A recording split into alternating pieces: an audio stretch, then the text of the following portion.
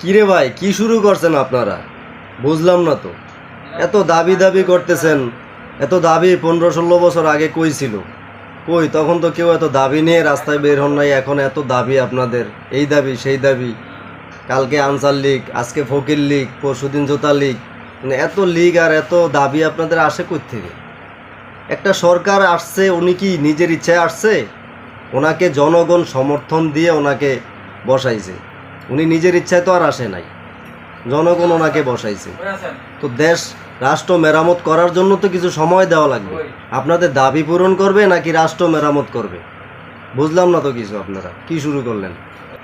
আপনারা দেশের এই বন্যার দুর্যোগের মুহূর্তে আপনারা তাদের পাশে না থেকে নানান রকমের দাবি নিয়ে আপনারা রাস্তায় বের হয়েছেন। আপনারা কি দেশকে ভালোবাসেন? মনে হচ্ছে না তো। আপনারা একের পর এক দাবি নিয়ে রাস্তায় বের হইতেছেন। ওনাকে